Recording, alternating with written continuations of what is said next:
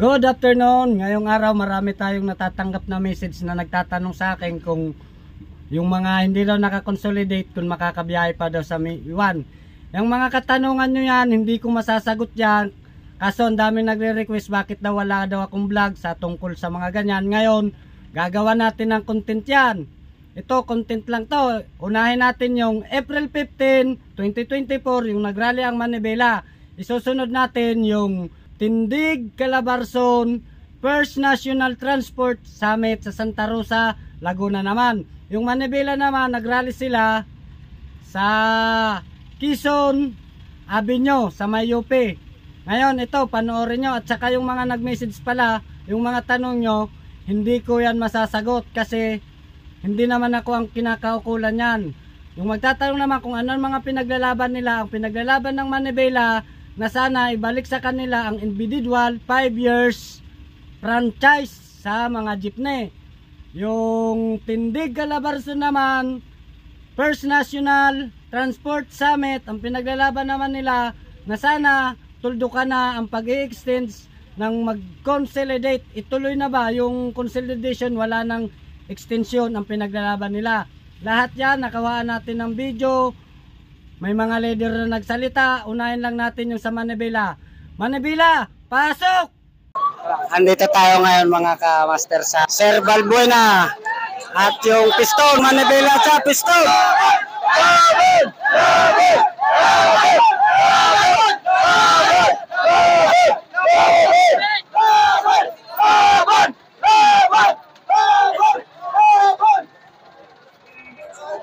Sa kahit sa sobrang init, andito sila, nakikipaglaban talaga para sa... Ito parang last effort ko. Sinitensya ng presidente, so paano mindset nila? Hindi po matatapos dito. Nagsisimula pa lamang po tayo dito sa ating laban. Sa ating mga kasamaan, makakaasa kayo. Magtutuloy-tuloy po yung ating pakikipaglaban. Simula pa lamang po ito. Okay. So May 1, anong itsura natin? Bago mag May 1, asahan po natin na mas marami pang kilos protesta, mas marami pa ang sasama sa atin, at mas marami pa ang magigising dito sa bulok na programa, palpak na programa ng gobyerno patungkol dito sa PUP Modernization Program. Ang sabi ng LTFRB, yung 70% na national, 77, tapos 52 sa Maynila, parang okay na yan. Enough na daw yun para sa public at parang lumalabas, parang hindi na kailangan yung ayaw mag-consolidate. Kung titignan natin ngayon, kung talagang sapat na yung mga nakakonsolidate, bakit kailangan magsuspindi ng klase? Bakit kailangan mag-ugmed at magbigay ng libreng sakay? Pa-comment lang, para minamalit ng MMDA yung resulta nitong pasada ninyo. Ang gobyerno, walang ibang ginagawa kundi maliitin ng taong bayan. Ang mahihirap na taong bayan, kapag naglalabas ng hinaing, lagi na lang pang mamaliit, pang-aalipusta, at pagyurak sa ating mga karapatan at ating mga ginagawang pakikipaglaban ang kanilang ginagawa. Ang MMDA, palpak, kahit wala nang bumibiyahe, traffic pa rin. Gawin ninyo ng tama ang mga trabaho ninyo at wag ang pakikibaka na ginagawa namin. Hanggang Mindiola to? Hanggang Mindiola po tayo mula dito sa UP. Mga kamaster, ulit natin ang mga panayam ni Sir Mark. Laban daw, laban! Hanggang Mindiola! Ayan, nandito tayo ngayon. Stop over tayo sa harapan ng LTO Quezon City. May gagawin daw ditong programa ang ating sa Manibela. Andito ay tapat ng LTFRB. Magkatabi lang pala to at saka tapat ng LTO. LTFRB, LTO. Magkatabi lang. Ngayon nag-iingay ang ating mga kasama. Sa dami namin niya, magkakasama sila kayo, no? Tingnan nyo, ang dami. Dami, oh. Ayun, oh, yung isa, tinataas na ang Manibela. Ayun, oh. Tingnan mo. Simula crossing, tinigil muna nila para mapakinggan daw ang inaing ng mga jeepney drivers, operator, individual na ang gusto lamang ibalik ang 5 years validity at prangkisa nila. Kaya yan, nag-ingay sila. Ang dami, ayaw lang to. Simula hanggang doon sa dulo sila. Tara, tabayan natin ang mga susunod na kabanata.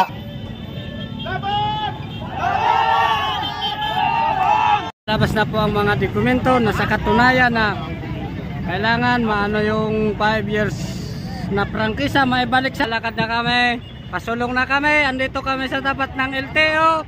Ang kasunod dito, tapat ng LTFRB. Kaya doon ka na doon sa taas. Doon ka sa taas ang jeep. Nagamitin natin yung mic.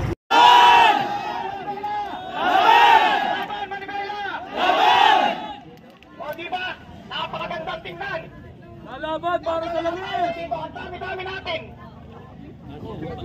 Ang dami-dami po natin! Ito po ang laban na kailangan natin samantalahin upang iparinig at iparamdam sa kanila na marami pa tayo. Kailangan po namin kayo rito. Sarap ng programa. Ito naman yung sa Santa Rosa, Laguna ng Tindig Calabarzon First National Transport Summit. Ito naman yung mga naganap doon kasi andun din ako niyan.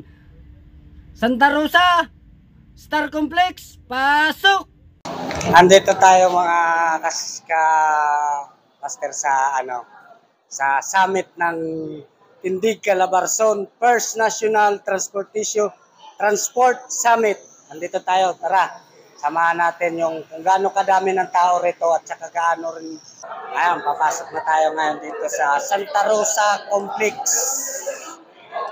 Lahat sila nationwide pala to. Hindi ko masabi kung nationwide to. Sa dami nila, oh. Ang dami talaga nila, mga master. Ayun yung tropa doon. Andun sila sa kaliwa. Andun sila. Oh, kaway kayo dyan! Tara, tingnan natin kung anong magiging programa dito mamaya. Region 1, nasan to? Yun! Region 2! Okay, marami-rami na. Region 3! Region 4! Ay, siyempre, mas marami tayo. Pag naman tayo pang binamihan, nagaling ibang region, nakakahiya na. Nasaan po ang Laguna? Cavite! Ano so? Rizal! Quezon! Nasaan po Quezon? Ayun, dalawa. Bawal-bawal ka sa Quezon. Wala lang sa Quezon? Oo. Batangas! At Batangas! Okay, nandito po sa labas sa Batangas. Ayan, dumarating na po ang Batangas. Lahat po ba tayo sa kasamang titindig para tungtukan po ang consolidation? Orbe siniguro nag-orbe rin siya eh.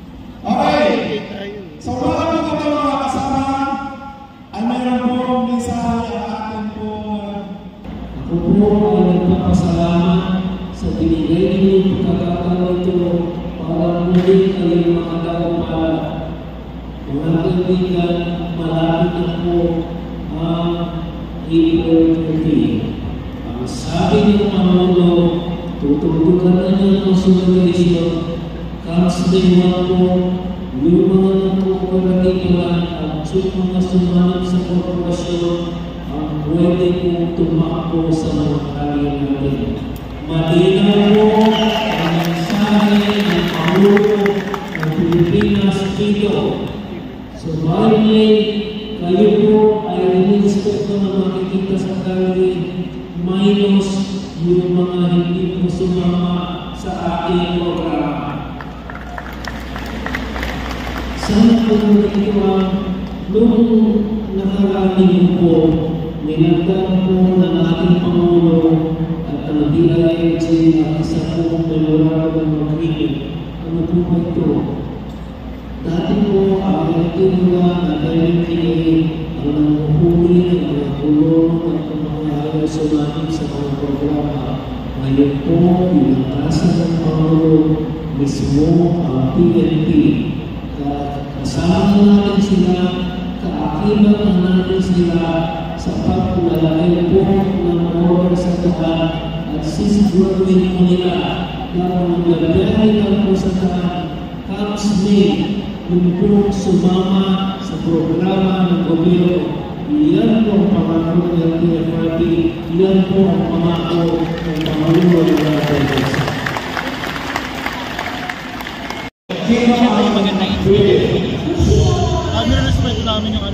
sa hanap ng hindi kumbinsido sa modernization, hindi kumbinsido sa consolidation at gusto pa rin yung legal process. Pero syempre, tingnan din nila mabuti yung mga program iba na nag-ayos at takbo at nabigyan din ng pinupunto ng kanilang mga hindi lang sinasabi na lahat itong tekso, pero marami ang naging ayos. So ang tingnan nila ay yung positibong aspeto ng